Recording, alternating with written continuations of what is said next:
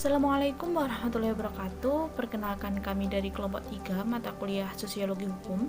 Di sini kami akan menjelaskan materi mengenai kepatuhan hukum. Kami beranggotakan yang pertama Hisyam Syafruddin Yusuf yang akan menjelaskan mengenai pengertian, kemudian indikator atau tolak ukur kepatuhan hukum seseorang.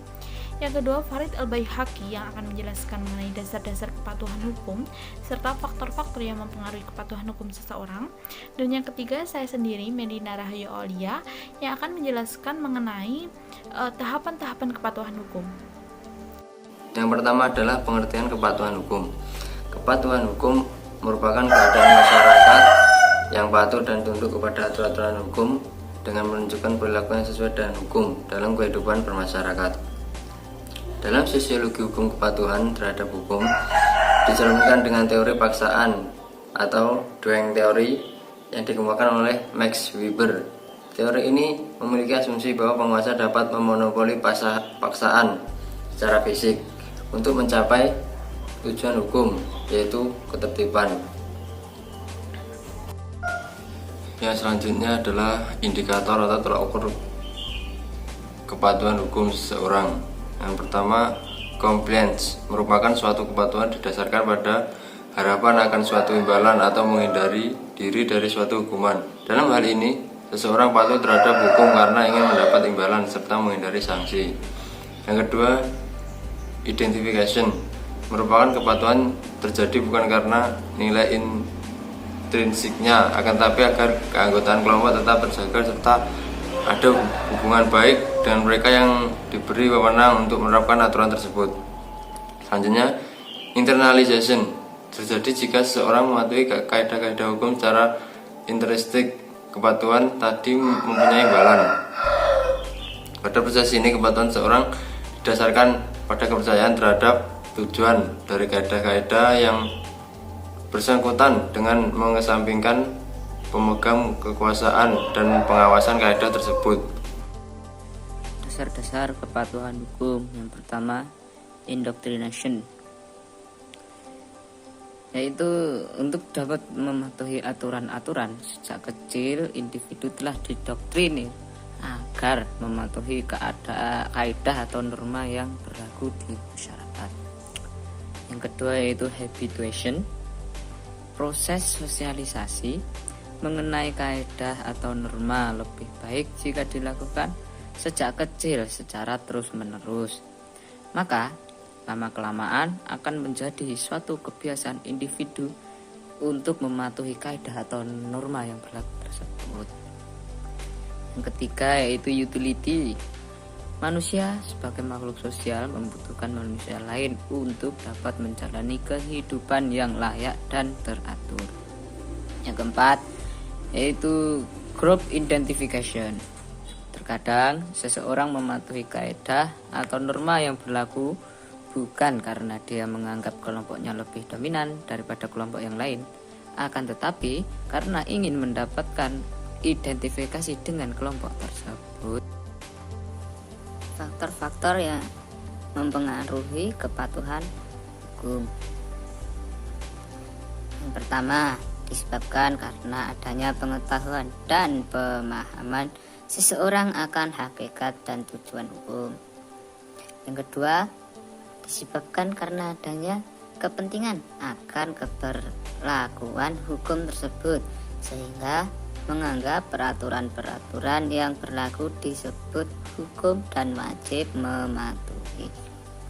Yang ketiga, untuk mendapatkan ketentraman dalam menjalani kehidupan, seseorang harus dapat menerima peraturan hukum secara rasional sebagai akibat adanya sanksi hukum.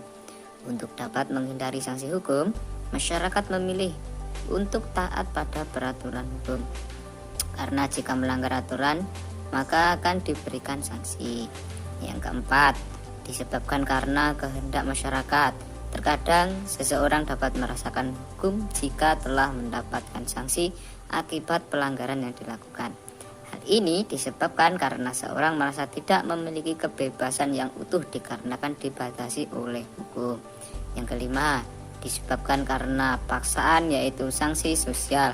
Sanksi diberikan kepada masyarakat yang tidak dapat mematuhi kaidah sosial atau hukum, sehingga menimbulkan perasaan malu dan khawatir. Selanjutnya adalah tahapan kepatuhan hukum. Tahapan ini terbagi menjadi dua. Yang pertama adalah tahap prakonvensional. Tahapan prakonvensional ini seseorang patuh atau tunduk kepada hukum karena mereka menyadari akibat apabila mereka tidak mematuhi hukum. Tahapan ini terbagi menjadi dua. Yang pertama adalah tahap kekuatan fisik, di mana seseorang mematuhi hukum karena mereka menghindari sanksi. Mereka menganggap sanksi adalah suatu siksaan. Kemudian yang kedua adalah tahap hedonistik. Pada tahap ini, patuh atau tidaknya seseorang bertujuan untuk kepuasan dirinya sendiri. Tahapan yang kedua adalah tahapan konsensional. Tahapan ini difokuskan penegakan hukum yang berisikan aturan-aturan yang harus selalu ditegakkan dalam kehidupan bermasyarakat. Tahapan ini meliputi yang pertama tahapan interpersonal, di mana tahap ini seseorang mematuhi hukum bertujuan untuk menyenangkan atau sekedar menjaga hubungan baik dengan orang lain. Yang kedua adalah tahap hukum dan ketertiban, di mana kepatuhan hukum seseorang pada tahap ini didasari oleh penegak hukum yang memiliki kekuasaan atau wewenang, sehingga kekuasaan dan wewenang pada tahap ini sangat berperan penting menimbulkan rasa patuh terhadap hukum. Pada dasarnya, kepatuhan hukum ini selalu berkaitan dengan kesadaran hukum, karena kepatuhan hukum pada hakikatnya suatu sikap atau reaksi yang diawali dengan adanya kesadaran hukum seseorang yang kemudian diaplikasikan dalam bentuk kesetiaan atau kepatuhan hukum yang dapat dibuktikan dalam tindakan nyata. Hal ini memiliki arti bahwa seseorang yang patuh terhadap hukum didasari oleh adanya kesadaran mengenai hukum yang ada dalam dirinya. Konsep-konsep kesadaran hukum memiliki peranan penting dalam menumbuhkan kepatuhan hukum seseorang. Kedua konsep ini memiliki hubungan yang saling mempengaruhi satu sama lain. Semakin lemahnya tingkat kesadaran hukum, maka semakin lemah pula tingkat kepatuhan terhadap hukum, dan sebaliknya semakin tinggi kesadaran seseorang terhadap hukum, maka semakin tinggi pula atau semakin patuh pula seseorang terhadap hukum. Sekian presentasi dari kami. Apabila ada kesalahan, kami mohon maaf yang sebesar-besarnya. Wassalamualaikum warahmatullahi wabarakatuh.